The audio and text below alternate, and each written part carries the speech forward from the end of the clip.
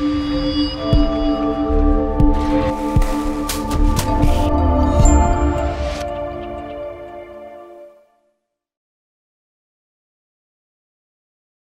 we're now going to do part 3 of tonight's program of the Opportunity Zone Meetup on the topic of raising capital. We're going to focus on the lesser topic or the subtopic of deal structures. So a deal structure is essentially the deal or the give-up exchange of obligations in a contract between the investor and the fund and indirectly the underlying business or property. And how you structure the deal may make the deal highly attractive. It may make it fit very neatly to a specific class or group of investors and totally unattractive to someone else. All too often, again, a common failing in capital campaigns is somebody will put together an offering without ever talking to any kind of investor candidate anywhere, with the assumption that they know what's in their head and they know what's going to sell and what's going to get done. And too often that's done by comparison with other deals which are different, even though it may be in the same industry or it's in the same state or some other such thing. But it turns out that each deal is unique. Each deal has a different management team. Each deal is entering the market at a different time. And each has to be considered unique in that respect. And so before you start putting together an offering structure that is based upon somebody else's deal, keep in mind that it is the best practice is to go out and talk to different investor candidates in different groups and say, if I did a deal like this, would you be interested in funding it? Soft, commitment at best, but at least you're doing a market survey before you start locking yourself into something and find out into the middle of your capital campaign, this does not work, this will not sell, and you have to pull back and start over again, and you may not have the resources to do that. So starting off with opportunity zones, the first thing is we have a limited range of choices here. A person who's making an investment into an opportunity zone fund, which is the only route that they can go. They have to make it directly into the fund. They can't go to an underlying business or property. It's got to go into a fund that meets the qualifications. That has to be a cash investment. That means that they have to cash out of whatever it is that the capital gain is, or they recognize the capital gain and they pull cash from some other source. It doesn't have to be out of that transaction, but it's still a cash investment. So we have a singular approach that only cash can come in, not in-kind services. There's big talk in the rules that they made it real clear, accountants and lawyers can't get a carried interest with capital gains tax incentives. It's got to be cash. Once the cash comes into the fund, again, we have a narrow range of opportunities, which is it's got to be an equity investment. The equity means it's got to be an ownership. It cannot be a loan. It cannot be a rev share. It's got to be ownership of either a corporation, an LLC, or a partnership interest. So even though this sounds like maybe we still have a lot of choices on the table, we've now limited probably 90% of the other options are off the table because they do not conform to the rule or are not going to be eligible for this. Then the second thing is we're looking at the form of ownership. You have an option to make the Opportunity Zone Fund into a corporation or to a partnership or to an LLC, and in turn it's going to deploy money into either a property, which is not being considered a high probability. Most likely it's an investment into a business, even if it's involved in property development. But that business may be a corporation, an LLC, or a partnership. So you've got two different entities, and this is an important question in opportunity zones in structuring your investment or structuring your deal, because many of these businesses are going to throw off ordinary income through the 10-year life of the project. And in some cases, that's not a desirable outcome by people who don't need the cash, don't want the cash, and they would prefer to see the value of the investment climb as quickly as possible, as much as possible over the 10-year time period. So as an example, in the Sugar Beet District project, we have set up the fund as a standard corporation, and Net Zero, which is the asset company, will be a public benefit corporation, which means that any ordinary income will be taxed at the corporate level of the public benefit corporation, but there will be no distributions, no pass-throughs, no taxes due to the fund during this 10-year time period. Now, on the other hand, a lot of people and a lot of real estate projects are going to both an LLC or a partnership at the fund level and also at the operating business or asset level because they do want some cash flow coming through. They want some cash maybe to pay the capital gains tax, which will be due at 2026. Even if you've received a 15% discount, you still will have to pay your taxes finally that have been deferred till that time. Cash flow helps make that happen. In other cases, the cash flow is needed for the business, or it's needed for some other purpose, or it's needed to grow. And so rather than having it all stuck inside of an entity where it's not really accessible, part of this is going to be moving through the process.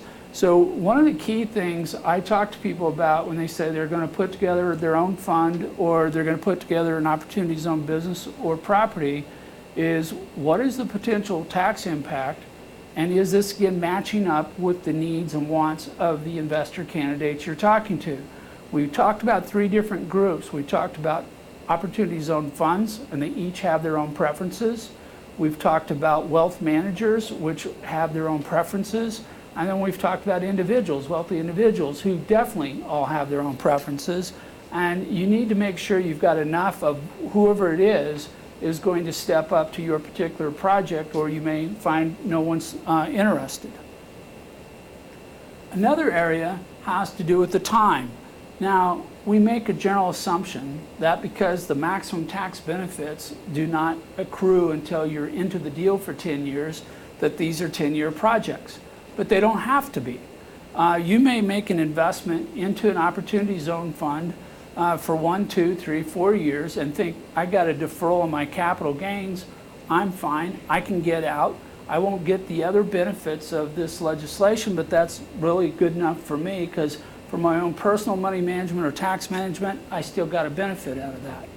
They also put something into the new rules, which I'm still studying, but as I understand it, if you have an asset that is within an opportunity zone area and you sell it, and then you take all those proceeds like a 1031 and roll that into a new opportunity zone project within 12 months, you get the continuity of your 10-year clock continues to tick.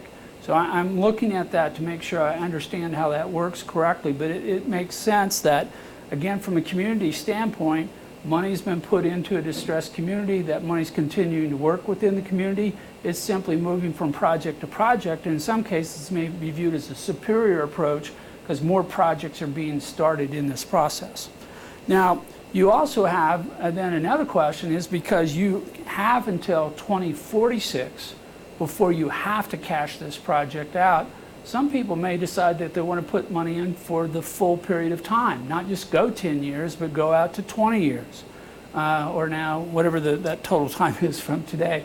So again, in your planning, it's good to talk to the investors and say, what is your hold period? What do you want to accomplish? What are you comfortable with? When do you need cash back? Or is it a big deal or no big deal at all? And it varies with the type of investor radically. From, I may need the money in 3 years and I need the ability to cash out, even though I prefer to hold it for 10, I may need to bail. Or, yeah, I could hold it for the full time period of 2046 and it's no sweat, no big problem. I can do that. So you have to ask the time question. The next one has to do with the exit. And we talked about cash exits a few sessions ago. And right now, you can put money into a project and it's sitting there and it's working and so forth. But then the question becomes, how do you get your money out?